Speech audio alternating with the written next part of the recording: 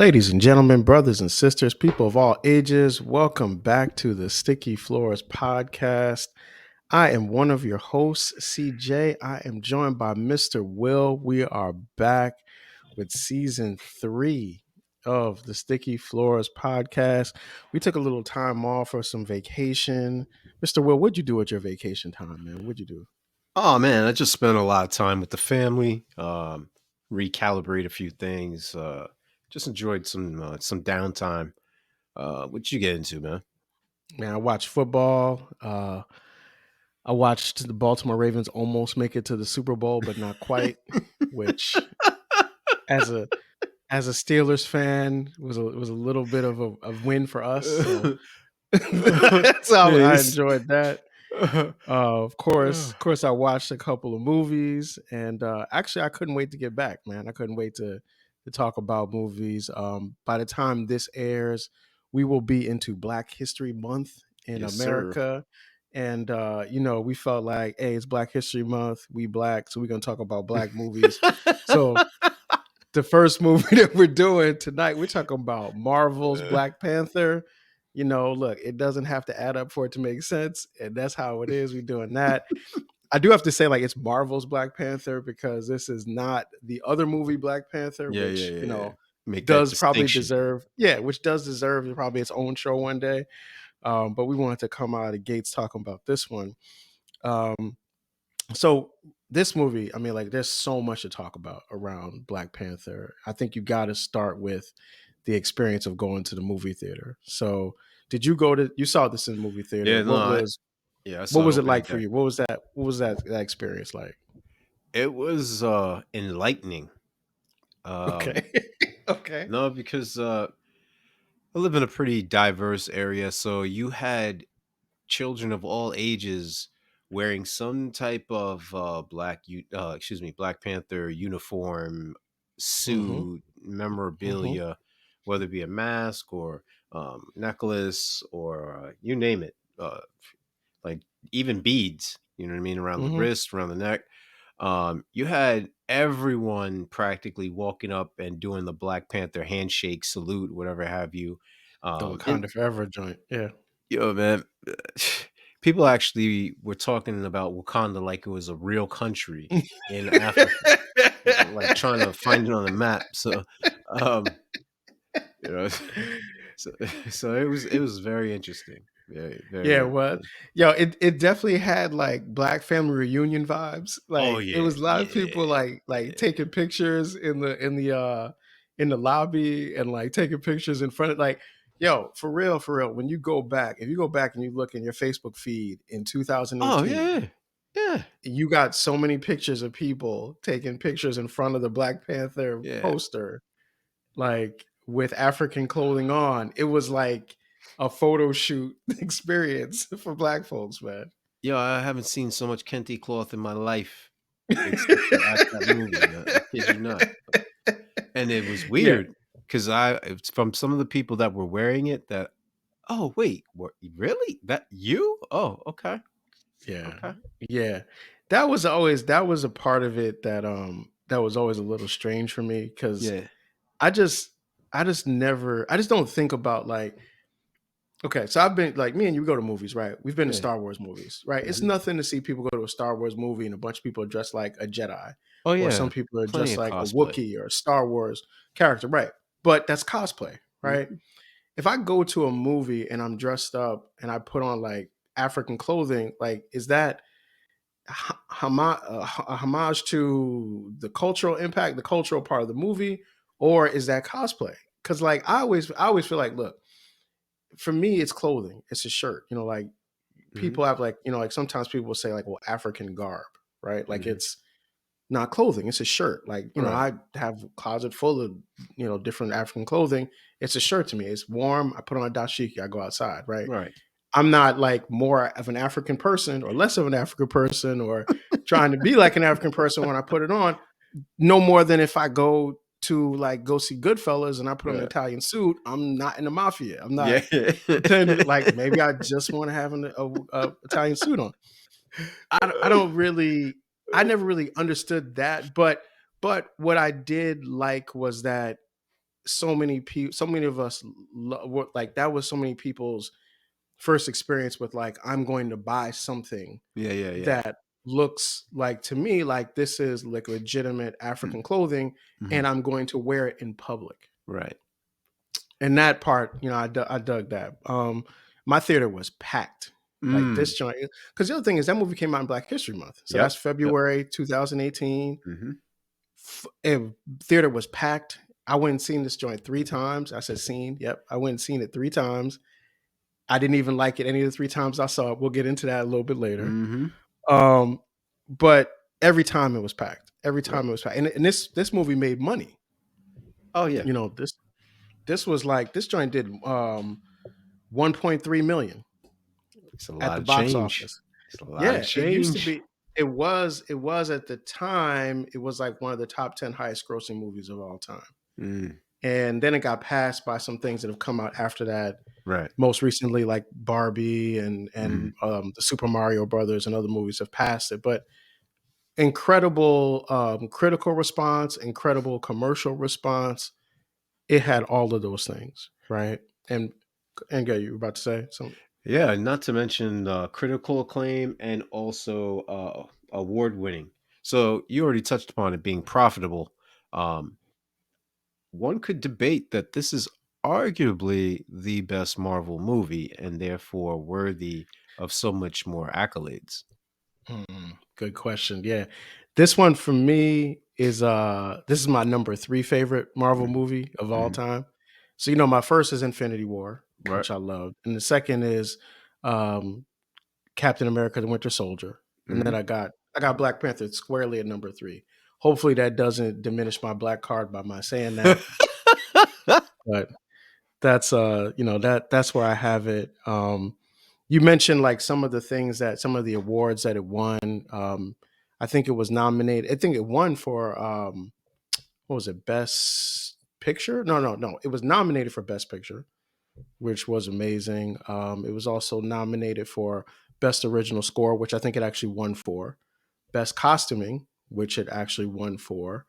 Um, and I think it won for another Academy Award thing. I can look it up a little bit later. But this was like this had the critical acclaim that you were talking about. There's a hot take that I have about this movie a little bit later that I'm gonna put on the table about it. But this won on a lot of levels. I think also it delivered on the idea of a black superhero, which up until this point, Marvel hadn't really, had not really given you in a really direct way Like a like this as a solo film. feature.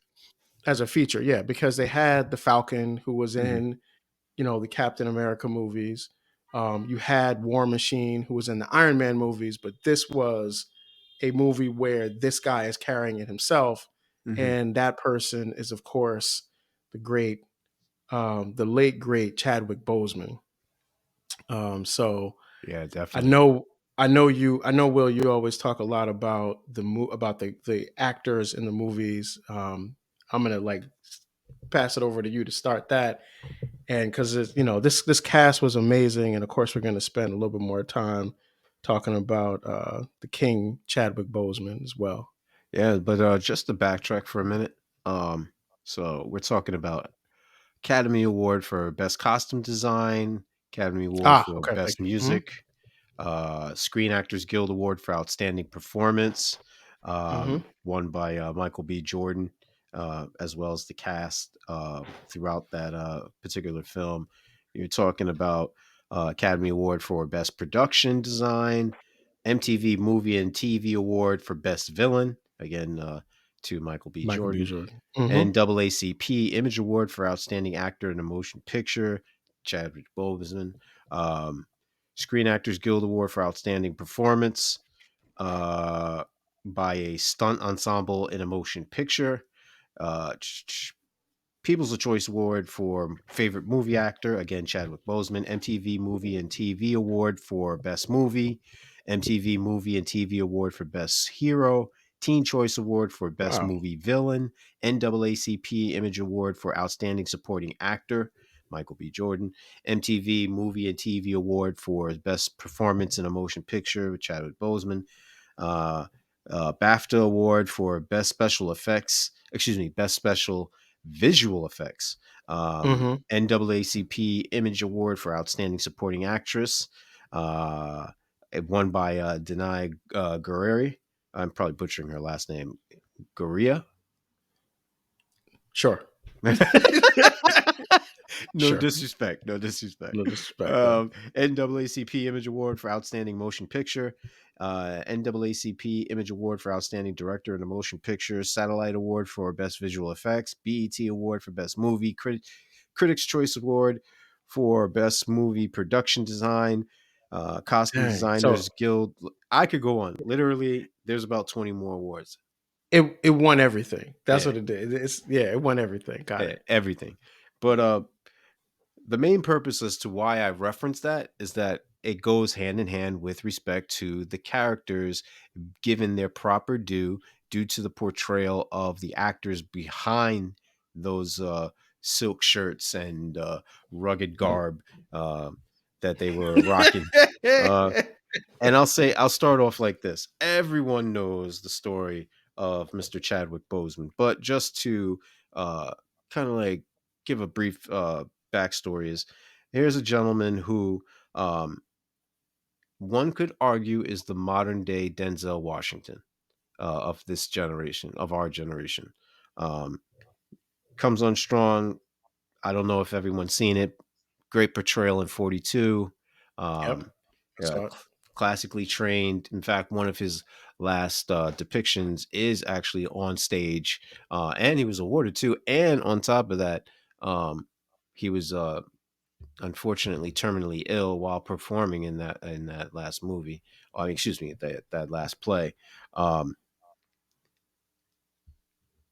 I think it's best where the suit design, which originates from uh, Ta-Nehisi Coates' image in comic books of Black Panther, which I think brought him more to the spotlight, actually gave more credence to his physique and his build because he went from playing Jackie Robinson to then Hmm. playing T'Challa, who's more obviously more regal, but more muscular, more athletic, Hmm. more and then you're talking about a baseball player, but Yeah. his build and the devotion and the uh, specificity in making sure that he brought a sense of power exuding without having to Hmm. say much.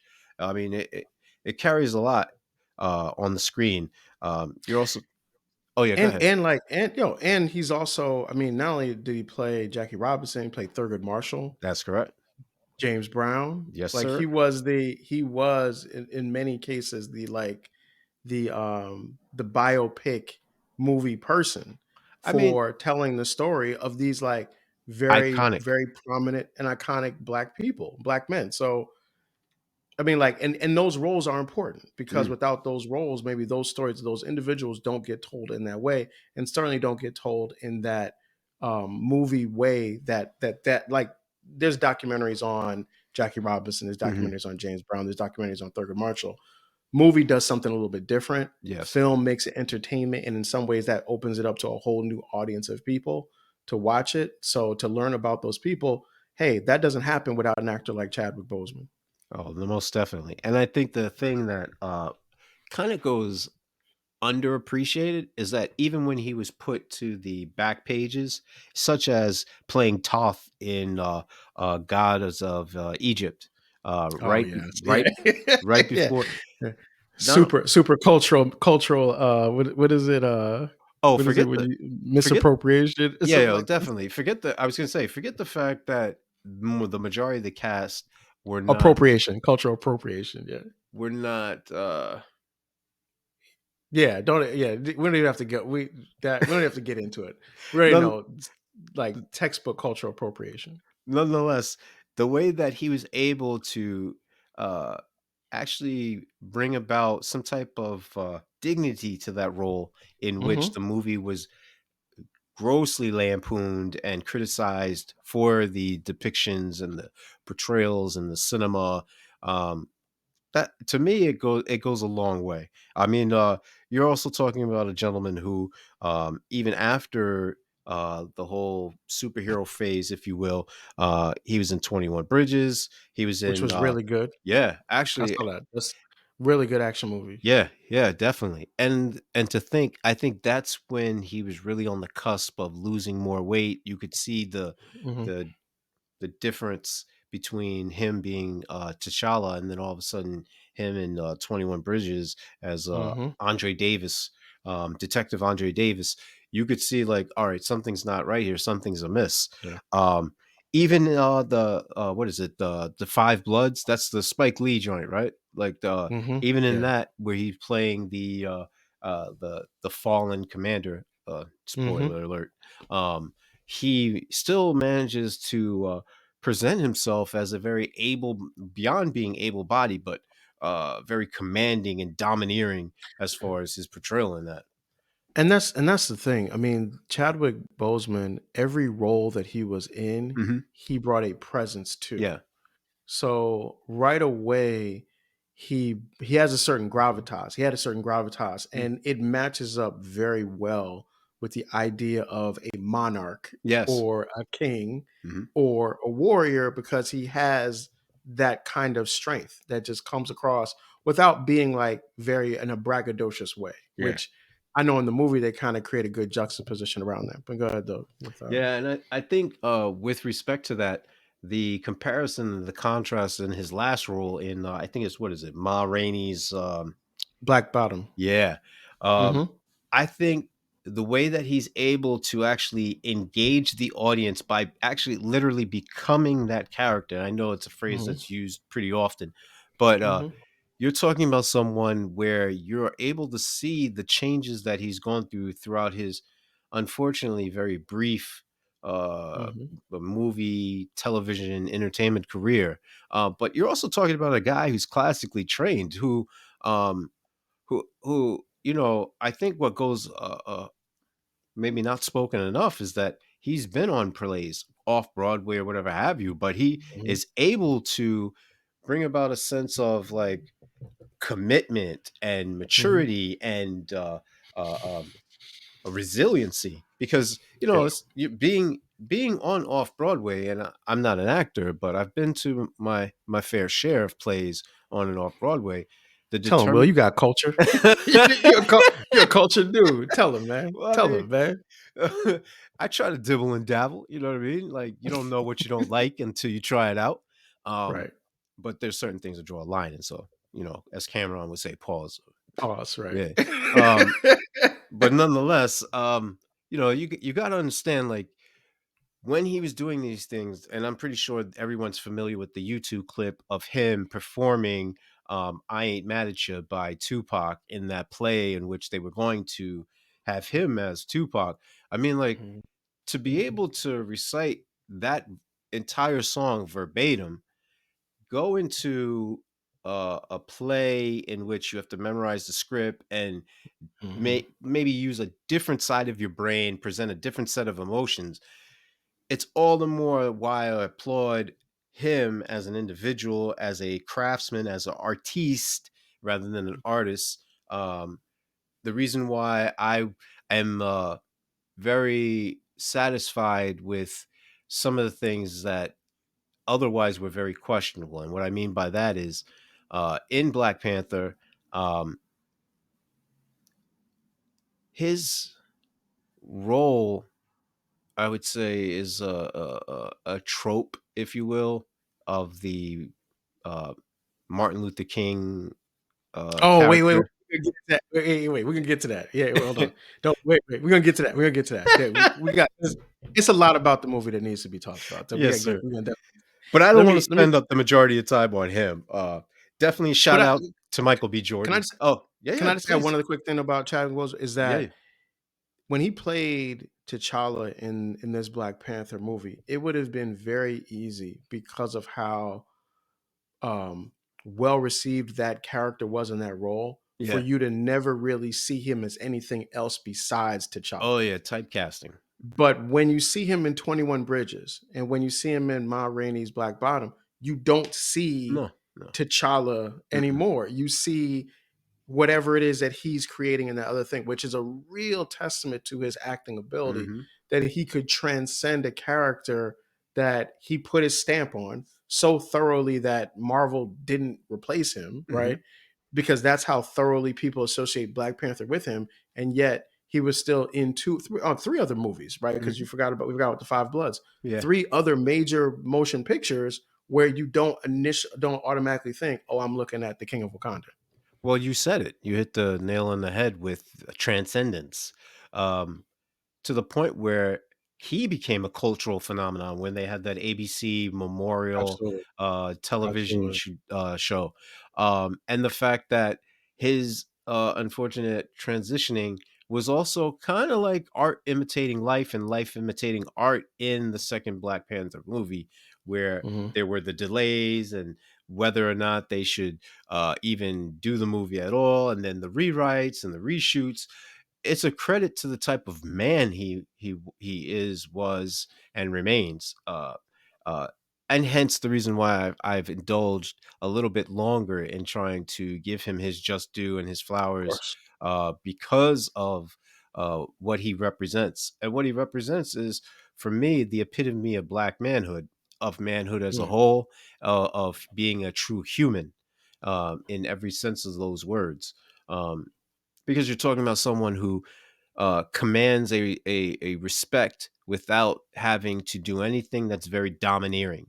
You're talking about yeah. someone who is creative in a space in which there's a bunch of creators. But how do you outshine, say, for example, uh, a Josh Brolin, a Robert Downey Jr., a Gwyneth Paltrow,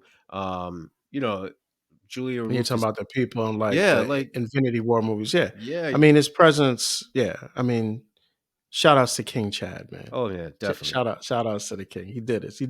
He did his work, and he Yes. deserves all the praise that he receives, man. Yes, sir. And then of course, I you can't have a good hero without a great villain, and hmm that is probably the best compliment I could give to Killmonger, aka Michael B. Jordan. Um, this gentleman, also, you would think that he would have been typecast with respect to this role. However, he's gone on to do the Creed trilogy. He's gone on to do what's the show on Amazon Prime? I can't remember. It's based off of a book. Um, Oh, you're talking about the movie Without yeah, yeah, Remorse? yeah. Yeah, Without Without remorse. Remorse. Yeah, Yeah, the Tom Clancy yeah. Yep, yep. joint. Yeah, And which is good. and I saw that. Yeah. Yeah, and raising Jordan too. So like, just to be, even though he's a soldier, he's a different type of soldier in each movie. hmm So that goes a long way too. And of course, those with a little bit of age will remember him from The Wire. Yep. So like he, like Chadwick, who is a mentor to him, managed to develop his craft, hone it, and actually put his own spin as far as being in the same room with someone that commanded so much attention. Um, Yeah. you And I mean, and like our very first episode. So Mhm. for if you go back, our first episode we did Creed 2, Yep, yep. right? The Michael B. Jordan movie, and we talked about how that Michael B. Jordan is, from our perspective, the modern day action hero. Like Yeah. he took like that. I'm gonna, be buff. I'm gonna be in shape. Mhm. I'm gonna be with the woman, and I'm gonna fight the man, and Yeah, yeah. he does that in the modern world, and the Creed movies do that. Like that. That was the thing. Like Killmonger is a great character, but he also has Adonis Creed under his belt too, Mhm. because of what he was able to do with those roles. So, like you said, a great counterbalance to somebody like Chadwick Boseman's T'Challa. Oh yeah, because I'm pretty sure that volley that they were able to display is what really captivated the audience, even more so than hmm the hype of the costume design and the imagery, and Kendrick Lamar on the soundtrack, and Run the Jewels hmm with the main theme song. So shout out to him. Definitely, definitely shout out to the ladies that were a part of this production and this depiction. I mean, you're talking about Lupita Nyong'o, uh, hmm again, I butchered her name last time, but Danai Guriri, or Gurira, as a Koye. You're talking about even the funny thing is, even Letitia Wright, who got so much like vitriol for her depiction as Shuri in the second Black Panther, she did a very good job as far as like a comedic, younger sibling, annoying, Yeah, kind of yeah. cocky, uh, like you wouldn't have even have thought anything of it if she would have continued that same depiction in the next movie. It's Uh, a great point. The when you watch this movie again, the chemistry between mm, T'Challa and Shuri, the big brother little sister yeah, thing, it feels very authentic. You know, definitely. like it feels like a really authentic relationship.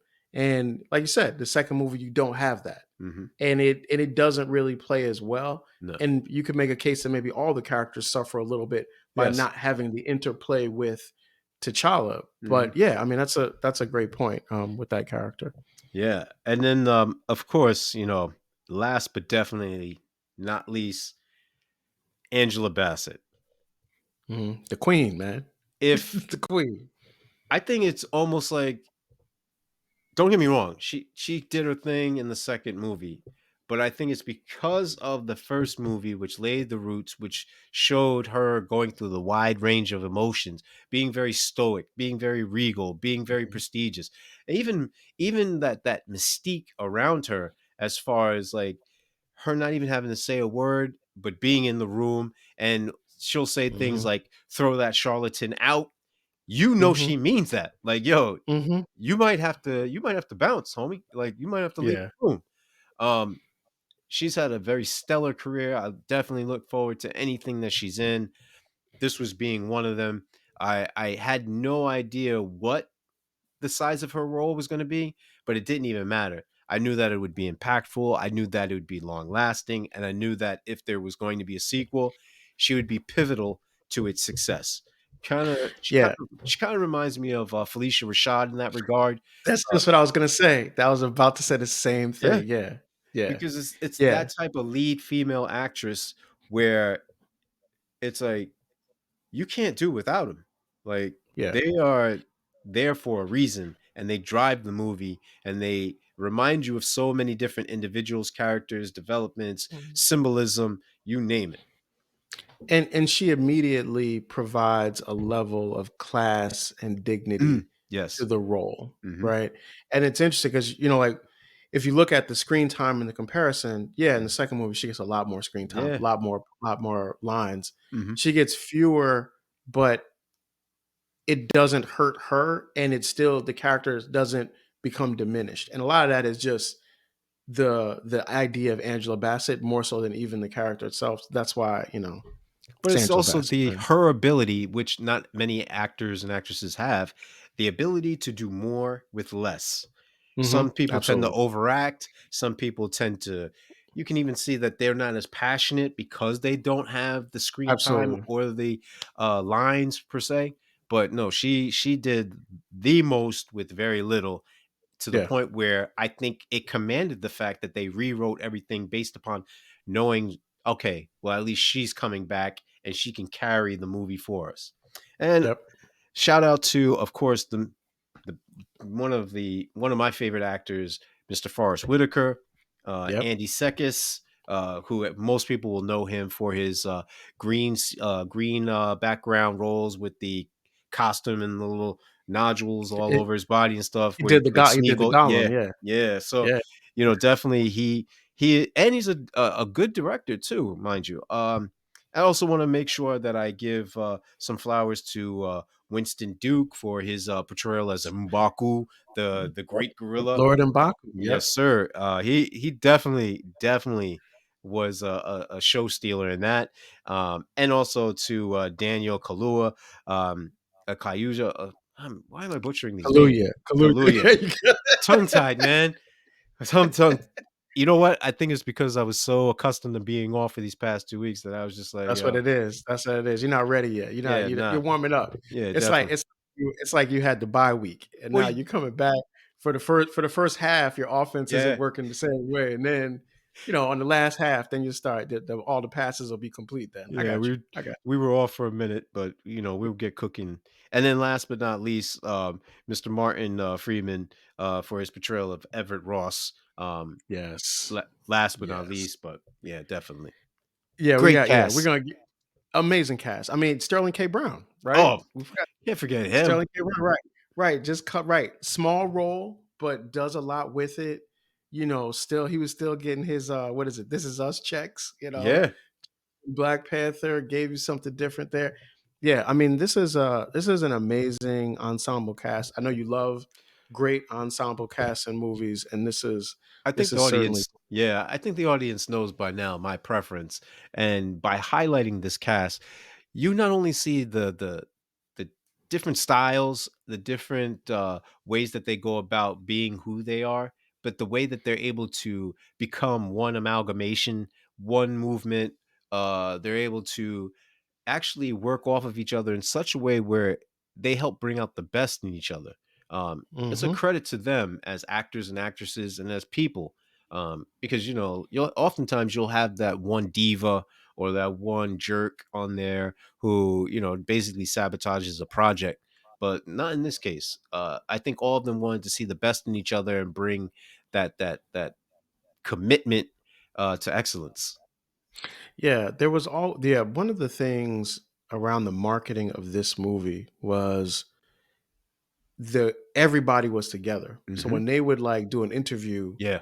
everyone was in the interview. Hmm. And I watched all those interviews and it was like, man, they seem like they really like each other. Like Yeah. they were a cast, but it seemed like they made a deeper connection Hmm. through the work. And I think part of that is also like, when you're doing something that's bigger than what it Yes. is or what it looks like it can be. Hmm. Like there's like a moment where it moves beyond like project to purpose. Yeah. And I think like somewhere along the lines of making this movie for everyone involved, it was like, oh, this is for a higher purpose. Like we're doing something that's going to stand the test of time, Hmm. and it's bigger than that. And it kind of brought everybody together, Yeah. even a little bit more.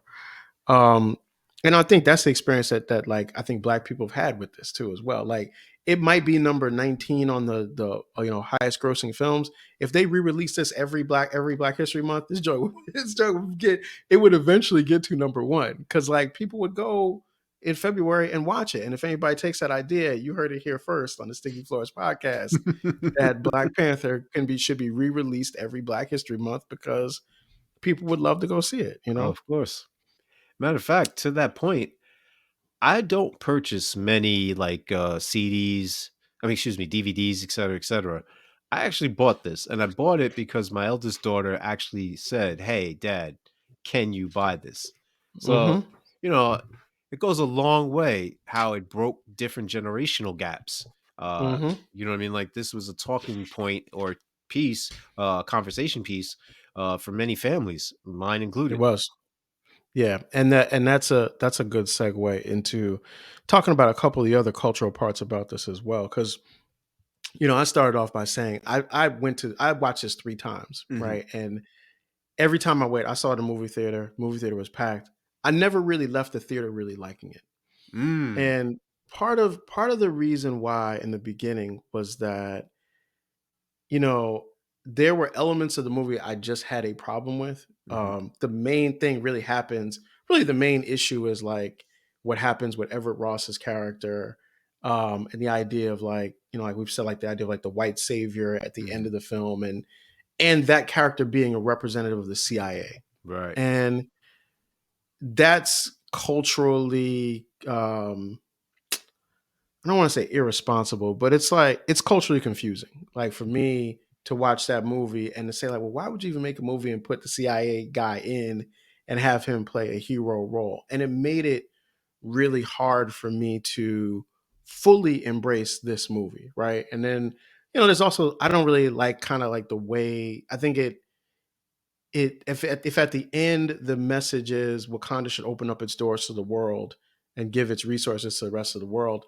I didn't actually like that message either as well. I felt like that was kind of oversimplified and ignored some of the nuance of whether or not the world even deserves what Mm. Wakanda has. Like even like even that part was questionable for me. And it kind of gets to something that we talked about when we did the baby boy, when we talked about baby boy. And that's like when a black film is made, and Black Panther is a black film, right?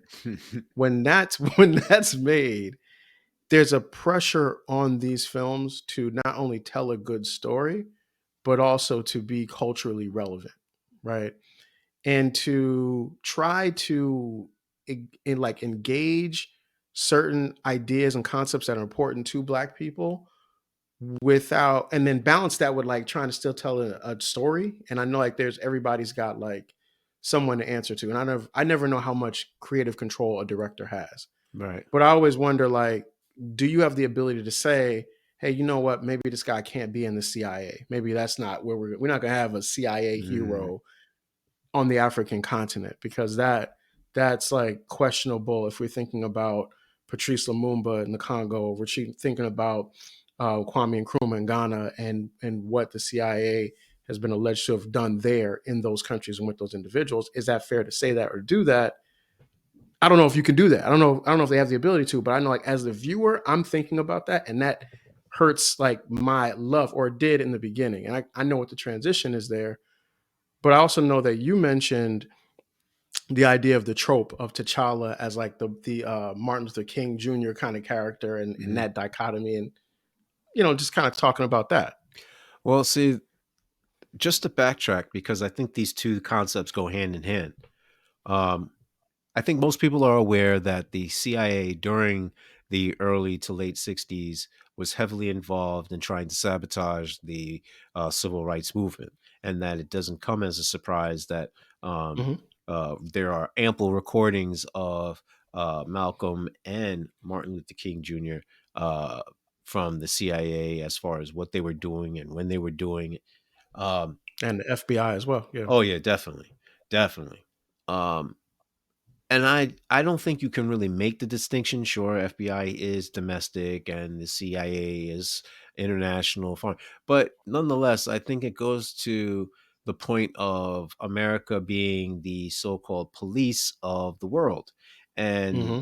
and casting that shadow as far as its dominance, as far as what is acceptable and what isn't. Um, Hmm.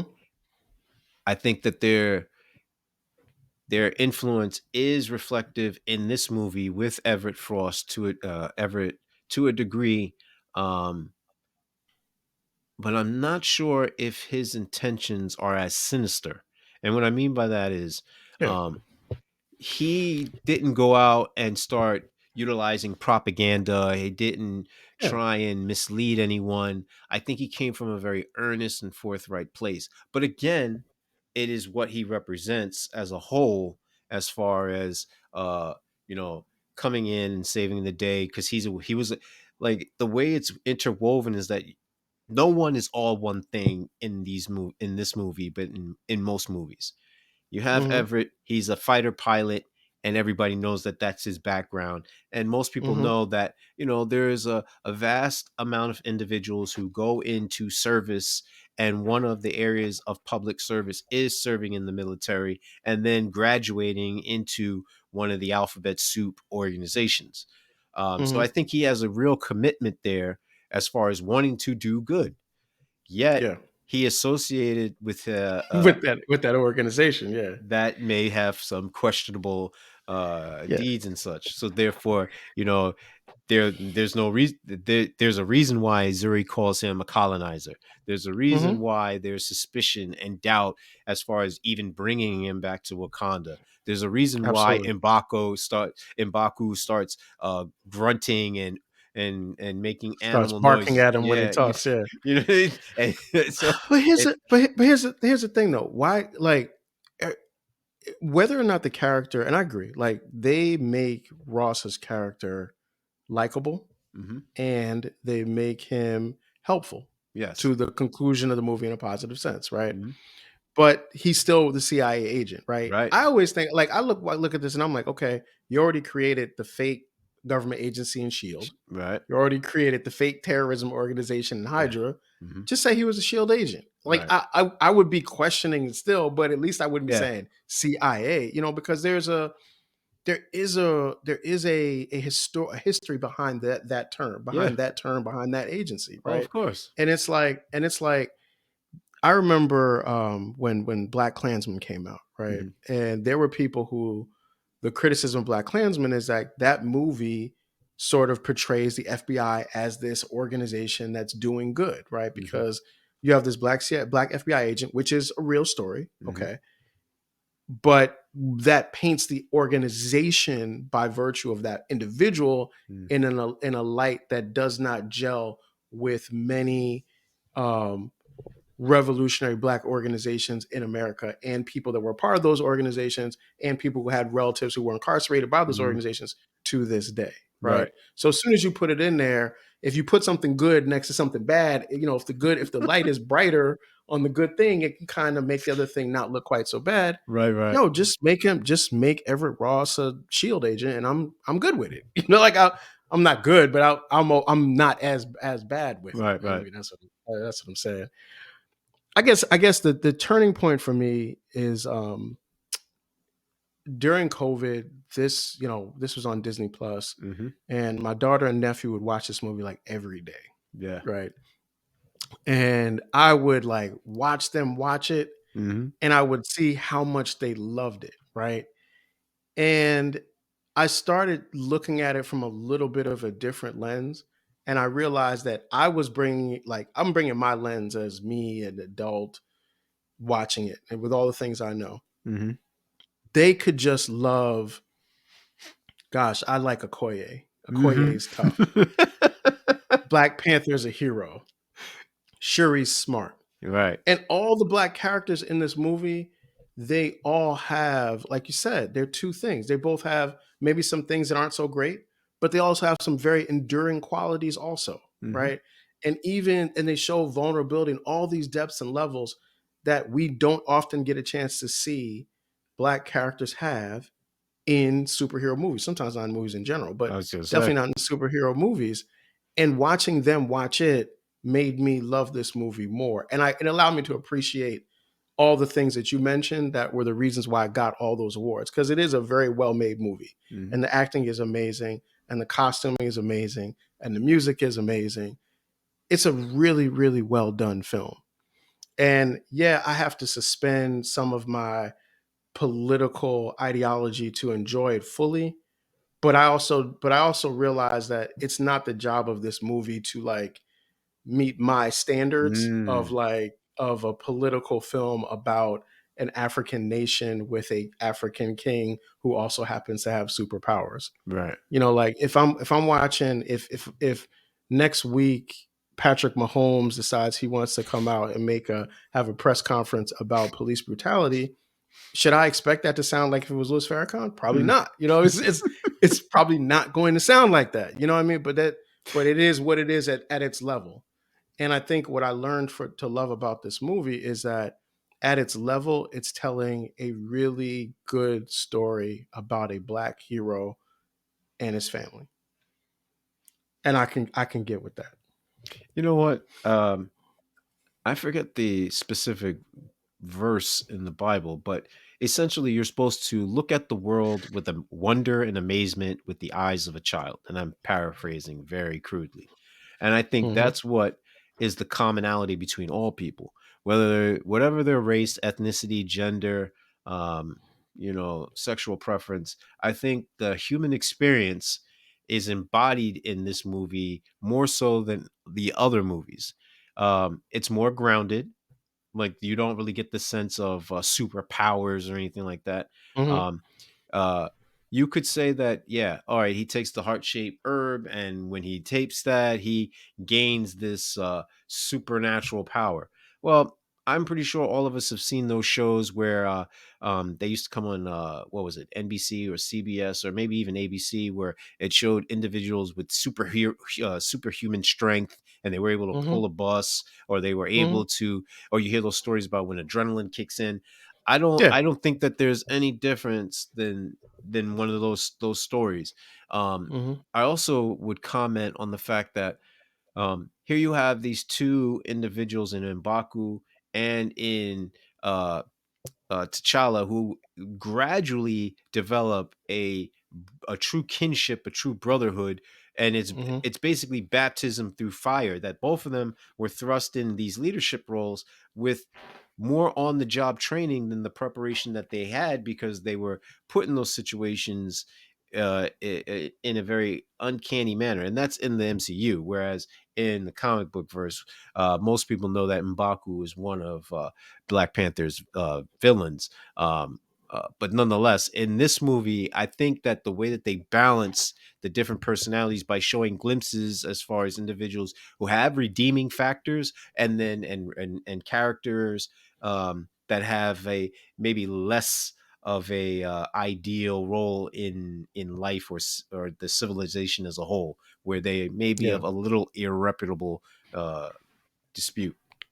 Yeah. I mean, and the other thing that you just said there that I think is really also makes this movie really, really endearing is the idea of like, okay, so T'Challa's powers come from the heart shaped herb, Hmm. but there's like a ritual process Right. for developing the herb, for using a pistol to grind Mm. it down, which is very very what's the word I'm looking for? I don't want to say ancestral, but it's like an older way of Yeah, of doing things, course. right? So it's got that vibe. And then at the same time, you have the civilization where they have flying jets, Hmm. right? And Right. like trains that are running on vibranium. It really is like the idea of Afrofuturism, and Hmm. even the costumes and what they have. One thing doesn't over supersede the other, and I think because of that, it helps the movie to be grounded. Because even into like the child's got to go through this very ritualistic Hmm. combat in order to be the king. Like, and then to make it even really really dope, I thought, is they stop him from being a Black Panther to do Hmm. it. So like, yeah, you can be the king, but first you got to prove that you can beat a man as Yeah, yourself. you're worthy of this So honor. you're worthy of being the Black Panther Hmm. because you've proven that you can be the king and you can be a warrior even without that. Which is like not meaning he didn't get the powers by accident. Right. He didn't get the powers through a science experiment gone wrong. Mm. He's not like someone who government experimented on. He has taken this mantle of responsibility by demonstrating before he even got it that he was worthy of Well, I think that also, that there's another, see, this movie is full of parallels, and it complements each of these things very well. You're talking about a so-called third world country. Now just think about that term in itself. it. The Hmm. varying degrees of the continents, countries, regions within this pecking order. Yet they are the most advanced from a technological standpoint and able to heal those who are citizens of the so called leader of the free world. And then at the same Hmm. token, they do adhere to tradition. Um, Hmm. the contrast, or compliment rather, that I would draw is when I watch any of the anime from Japan, where they'll have Mm. samurai, and then in the next minute they'll have like this futuristic ray gun, or some type of Hmm. hydroplane, and you're like, wait, this is supposed to be medieval Japan. What are you doing with a television Yeah. set? And I think Yeah. that this movie, being one of the first that I can recall that is focused on Afrofuturism, is something that like brings to the forefront, like, oh wait, Black people do this too, and Hmm. they should be celebrated and honored as such, as just any other culture that you appreciate what it is that they bring to the table.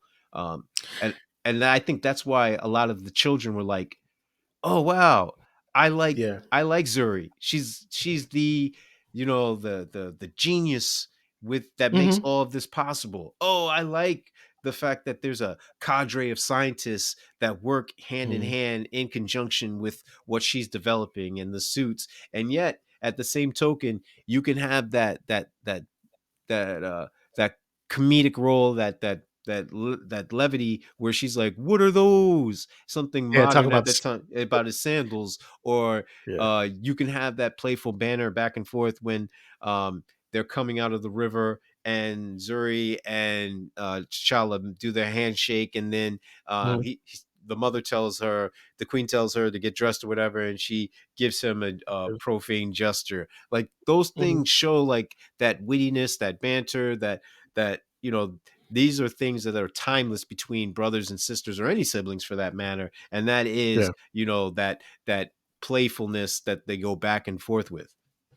Yeah. Yeah. And the other, like, just to go back to what something you said about the idea of the Afrofuturism part, I think this movie also probably ushered a lot of people into the world of science fiction Mm, created by Black people. yeah. So like stories like that. So people like going and reading books by like an N.K. Jemisin or someone like that who writes future kind of science fiction stories like that, but from a definite of a Black perspective.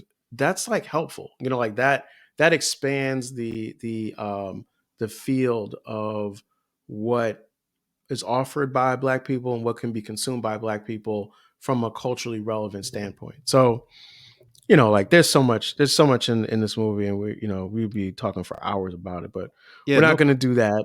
But I But do want to we don't. I do want to piggyback real quick off of something you said where you're talking about science fiction. Um, and this also harkens to Thor, in which Jane says, Natalie Portman's character says that, science fiction led credence to actual science. Well, you're Mhm. talking about their airplanes, and we've gone over the technology, but and then you just mentioned about how that led to individuals actually discovering science Science fiction in a fiction. new way, and Mhm. even comic books and just that whole genre. Well, lo and behold, you have the discussion of Charles Page, who is one of, if not the first person to invent the airplane. We all know Mm. the Wright brothers, but now you have this movement swirling to bring to the forefront that no, it was Charles Page, and due to racism, his plane was taken off of a train, broken, disassembled, scattered, and discarded, and he didn't get the acclaim that he should have rightfully gotten at that There it point in is. time. So there it is. Look at that. Black History Facts during Black History Month on the Black Panther show We're is giving you facts and educational. facts and facts. What I'm saying? It's educational. Edutainment is what we're giving. All right. So I think we've talked a lot about the um, cultural influences around this movie and how this movie influenced the culture as well. Right. So let's talk about the cake. So for those who Oof. are not familiar with the show, Cake is when we talk about things about the movie that we just really liked. As you can imagine, it's probably a bunch of things. I'm gonna keep mine pretty short and quick because I know that there are like major moments in this movie that are just great. Hmm. There are a couple of smaller moments that happen that I really love. Um, One of the moments is when T'Challa first goes to the ancestral realm Mm. and he's talking with his father. And he kind of kneels down in front of him, and his dad says, stand up, you are a king. And it's like that's such a great.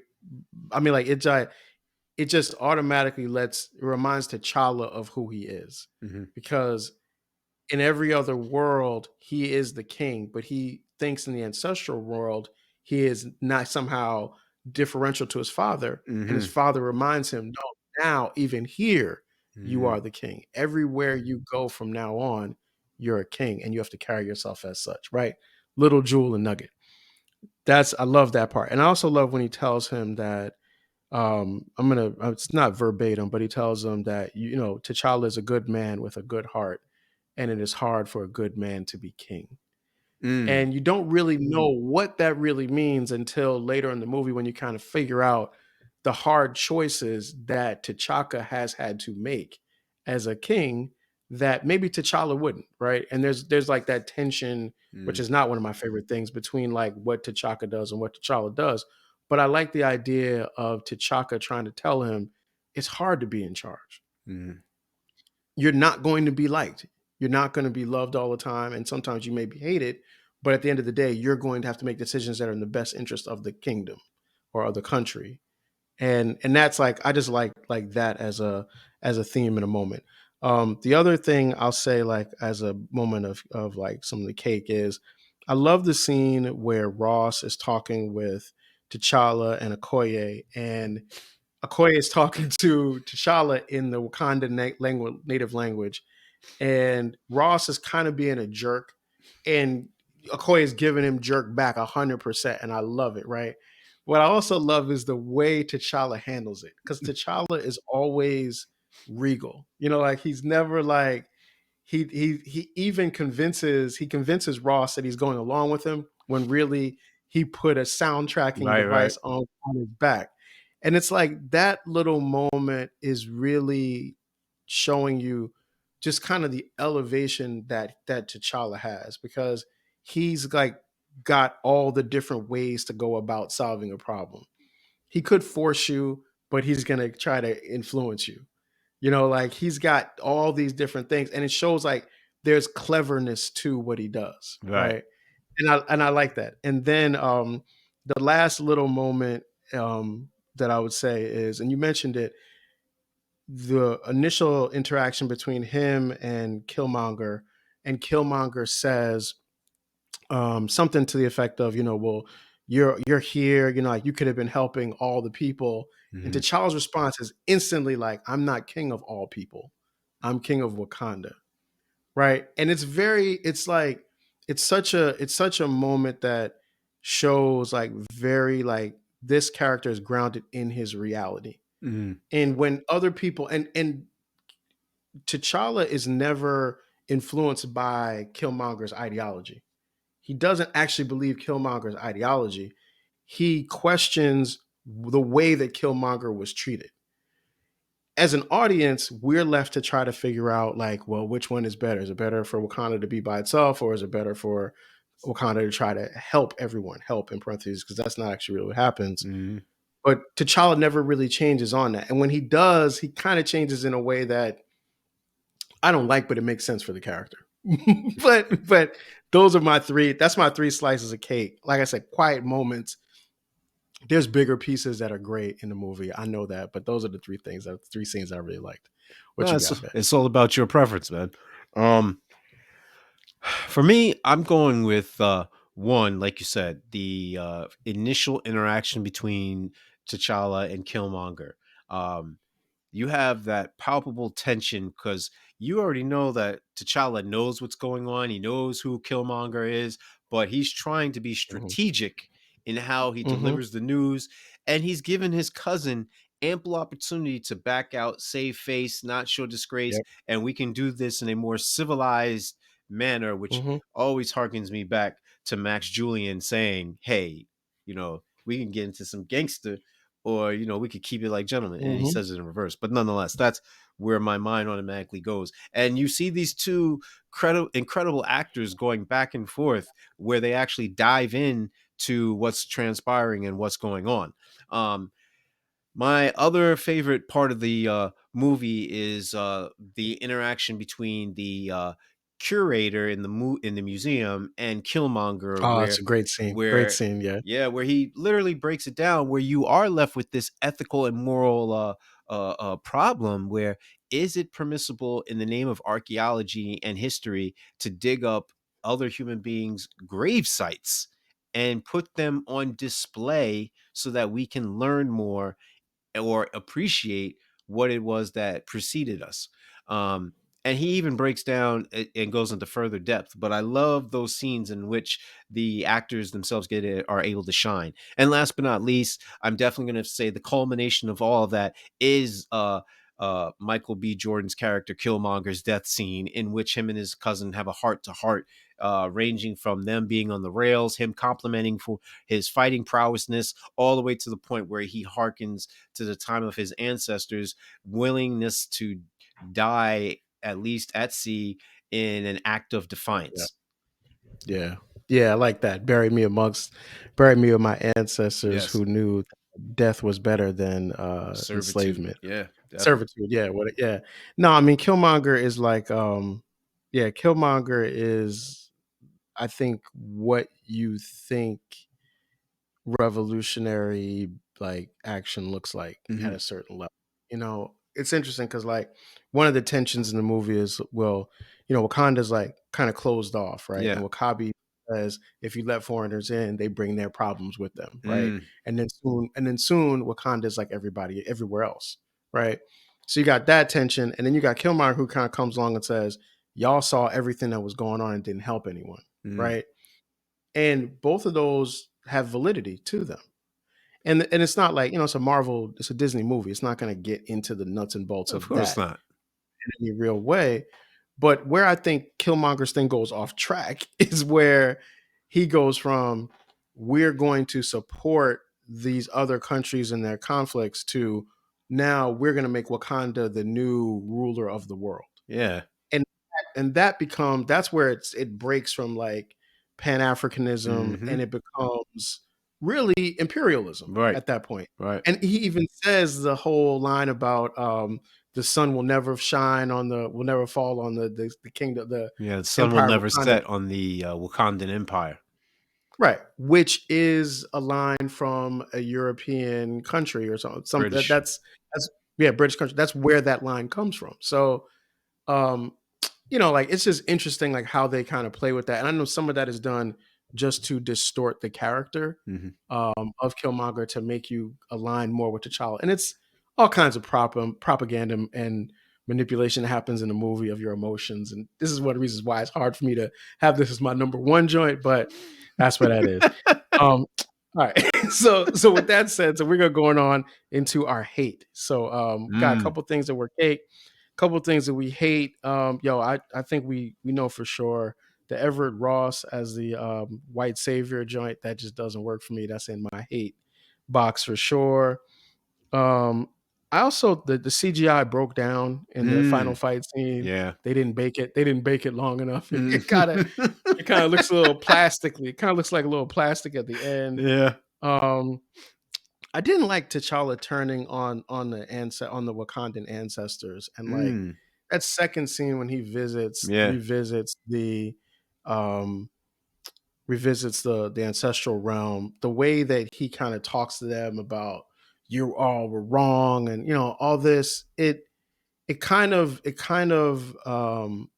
is the perspective that you can have when you're at the end of something instead of the beginning of it. It Mm. reminds me a little bit about maybe kind of what we always do, what all of us do with our parents, Mm. how we get the ability to be able to be critical of everything our Mm. parents did and said, but realizing that, not necessarily realizing that we were old enough, we survived long enough to be in a Right. good enough position to actually throw stones Satan's. at them to Yeah. begin with. Right. Like I never liked that scene too much. And the last thing I would say on the hate is, I didn't like they killed Killmonger. I think they could have Right. kept Right. Killmonger around. You've seen what they did with Loki. The character arc they've done with Loki has made Loki probably one of the most favorite characters Hmm. in the whole Marvel Cinematic Universe. They could have done the same thing with somebody like Killmonger if they would have kept him alive. Maybe Michael B. Jordan didn't want to be tied to Marvel for 10 or 15 years. I don't blame him if he Mm. doesn't, but that's my hate. Oh man, that's tough. Definitely, I'm with you with respect to the special effects CGI towards the end. Definitely the just the way that it was put together. I know, and no disrespect to the individuals who do put in hard work. I understand that the job is very difficult, demanding. There are so many time restraints, but um, let's look at it as an area of improvement. I displeased with the overall maintaining of Killmonger's character.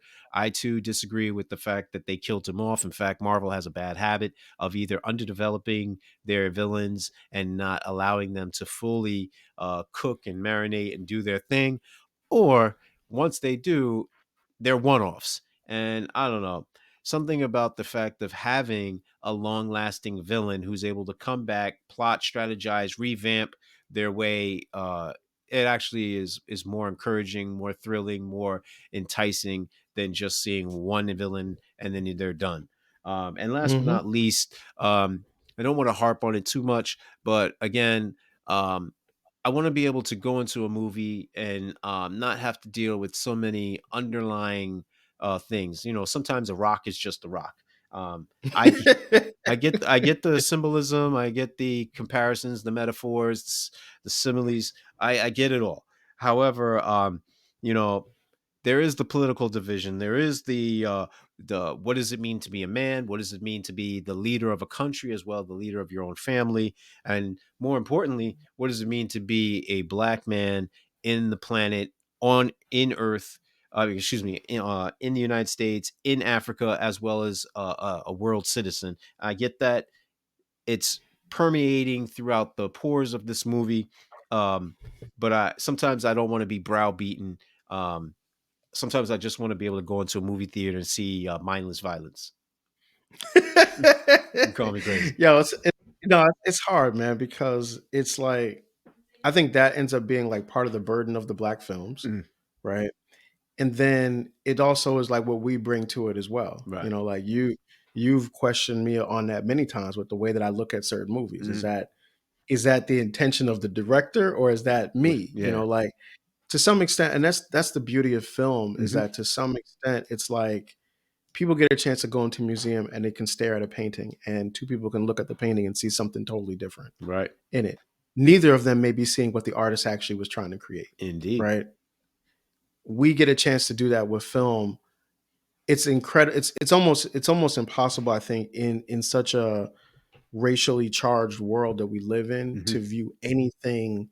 It's hard to view anything just on its own merit. Right. You know what I mean? Like we've talked about the system of racism and how that works in like in education, economics, entertainment, labor law, politics, religion, sex, and war, all of that, right? Hmm. Neely Fuller Jr. and Dr. Francis Cress Welsing have broken that down. Hmm. It's real things, right? So it's real and you know it's there. And it's almost like it kind of makes you have to turn it off or Yeah. turn it down, turn the Mhm. volume down to enjoy things. It just gets turned way up when you're watching Yeah. a movie like Black Panther. Like yo, you can watch the Captain America, the Winter Soldier, and just be like, I just want to watch Cap and the Winter Soldier fight. I don't care if you're trying to say the government is corrupt and they trying to kill everybody. Like, I don't care. I just want to watch that happen. It's harder to do that with this movie because there's real like as black people, we watch it with real stakes. Like it's Hmm. real stakes for like T'Challa and Killmonger and whose ideology of what an African country with vibranium should be like. It's all kind of crazy when you think about it. Well, that's the whole reason why a lot of people thought Wakanda was a real country.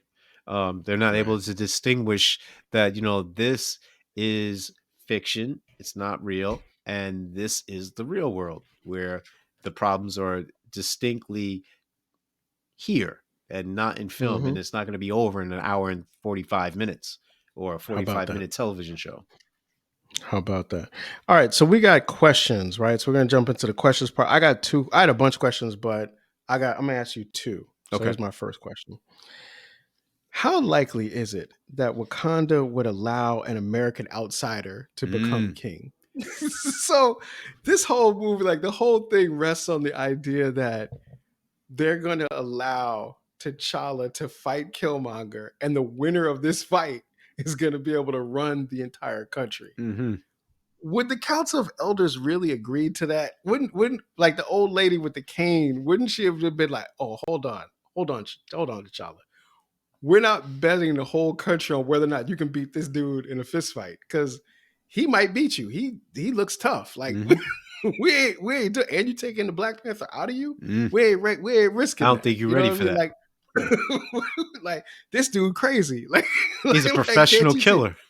Right, he's a professional killer. You've been like here. You've been out there. Like he's been outside. Mm, Like for real, would for they have real. really done that? Would they have really let them risk the whole country on that fight? Well, here's the thing, man. One, no, they're not doing that. But a little bit more in depth is you're dealing with people who respect tradition. They respect Mhm. hierarchy. A Yeah. monarchy is really the right to rule because God chose these individuals and their bloodline remains consistent.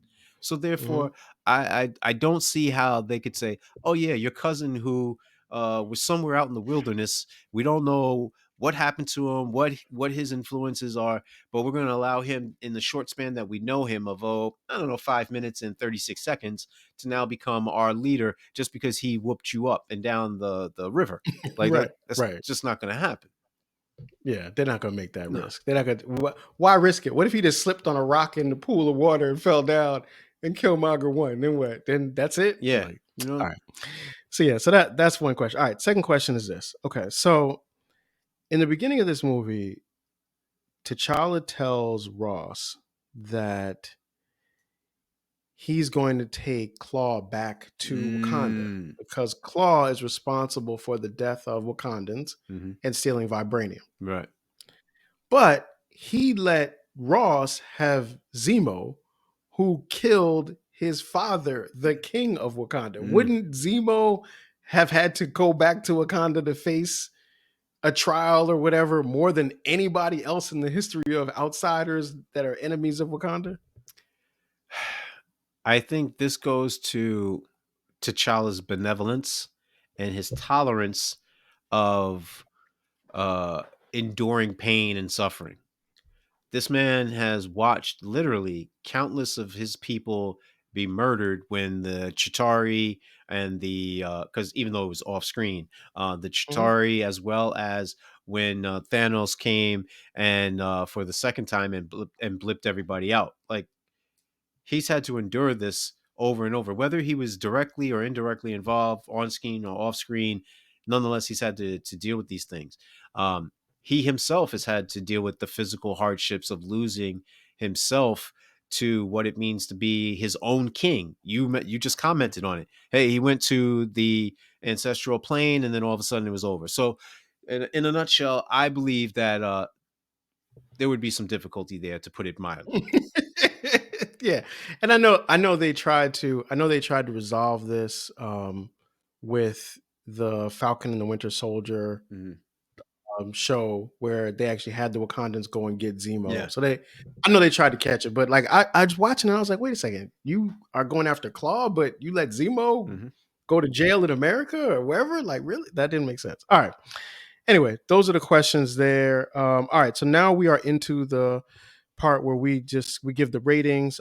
For those who are not familiar, we do our ratings based on boxes of popcorn. We go from a system of 1 box to 5 boxes. 1 box is like if you're in the movie theater and it's all Colonel, and then I'm talking about the teeth cracking Colonel where you got to go to the dentist the next week. That's 1 box. 2 boxes is like it's like half Colonel, half good, but dry. Three 3 boxes. It's like, all right, this is a decent Uh, bag of popcorn in there. It was good, decent bag of popcorn. 4 is like it's great. mhm, Now you're getting into like popcorn that comes from a high quality popcorn maker and everything. You're getting that. mhm. 5 boxes of popcorn is like this is conflict free popcorn. This is Wakandan pop. This has got vibranium bits in it, vibranium salt. This is the highest level Vibranium. popcorn that you could imagine. And that's the scale that we use when we're rating, Oh. like, what do we think about these different movies. I'm gonna go first on Black Panther. I'm giving this 4.5 boxes. This is as I said, it became over time one of my favorite Marvel movies. Number 3 all time. Would have been perfect if not for the CIA agent part, but I think I've beat that to death. So 4.5 boxes. What you got, man? Man, we're in simpatico because I'm rocking with 4.5 as well. Um, this is a great movie for the family as well Mhm. as for a date night, young and old. It crosses and checks off a lot of boxes. Definitely running with 4.5. Good stuff. Good stuff. All right. So, final thoughts on the movie. Just to wrap things up, I would just say that two things. So, my hottest take on this is that I don't think there's a better Mm, black film made than Black Panther. wow. And I know that's a lot. That's like, Hmm. oh, that makes my stomach hurt a little bit to say that. But when I think about it, but this is what I'm saying is this written, when you look at the writing, directing, Hmm. cinematography, the costumes, the music, the acting, the story, the marketing, the promotion, the money, the accolades, everything that goes into a film, Hmm. I don't think there's anything that surpasses this in terms of the production. Now, that doesn't mean it's the most important film of all time. Right. It might not be the most important black film of all time. Just but that's a whole nother show and a whole nother debate. But this is probably the best overall thing that has been produced. This will last 20 years from now. Your kids will watch. Your kids will still be watching Black Panther, and part of that, is probably because of its connection to Disney, which Hmm. maybe that's a little bit of a challenge. But regardless, this is an excellent piece of film. And the other part I would say is that Black Panther, the idea of the Black Panther, of that hero, is so important to so many little black boys and girls in the world, man, that have a hero that they can say, wow, this man, this black man is smart, he's good looking, he's strong, he's rich, he's got superpowers, he's an authority, he's got family, he's got people that love him, he's got people that he loves.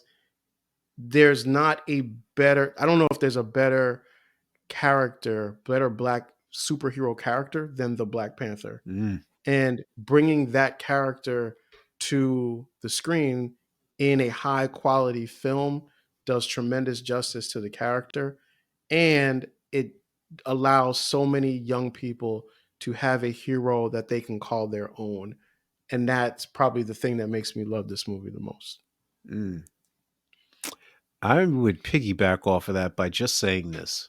I've noticed that there has been a trend with individuals finally being given their space, their time to present a more positive and constructive image of not only themselves, but where they come from.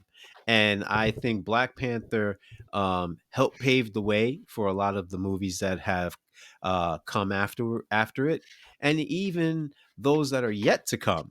We're still looking for the next quote unquote Black Panther movie. Um, I would definitely say that it's given opportunity to not only put the spotlight on those in front of the camera, but as well as those behind the camera. So whether it be those that helped with respect to the costume design, the cinematography, the grips, the production, the producers, you name it, all of these individuals, even the way they came up with the accent, they actually the Oh, story, great point. so Great touch. Yeah. I would definitely commend those that were the gatekeepers behind this film to actually see that there was something beyond than just the profits, and that you know. I've constantly heard about how "quote unquote" black movies don't sell. Well, this was a shining example as to a movie that could be entertaining yet profitable, receiving numerous accolades and awards and recognition for all of that, all of the above, and then some. So shout out to Mm-hmm. Black Panther and to all the black actors and actresses, and even to those who are of a different race, creed, sexuality, whatever have you, that are able to display their talents and shine and lend their voices to highlighting their own specific enclaves, subcultures, and just their groups that they're bringing to the forefront as well. And with that being said, CJ, I would like to comment that I'm thankful for you continuing this journey with me. And the next movie that we'll be bringing to you guys is another movie that will highlight togetherness, camaraderie, but in a very fun and exuberant way. CJ, what movie are we going to discuss next week? Yo, so next week we're bringing to you Robert Townsend's Hollywood Shuffle. So Mm, we're digging in the crates. yes, You sir. know, we're going way back for a movie with important themes, right? Yeah. That are very relevant to today and very relevant to what we see in entertainment today. So yeah, we're looking forward to breaking that down. Once again, this is the Sticky Floors podcast. We are available on Apple Podcasts, Spotify Podcasts, and now we are on YouTube as well. So what we want you to do is to like, subscribe, share, and comment, because your comments help us to do this better. Um, Thank you for taking the time to listen to us, and we'll see you next week. Peace.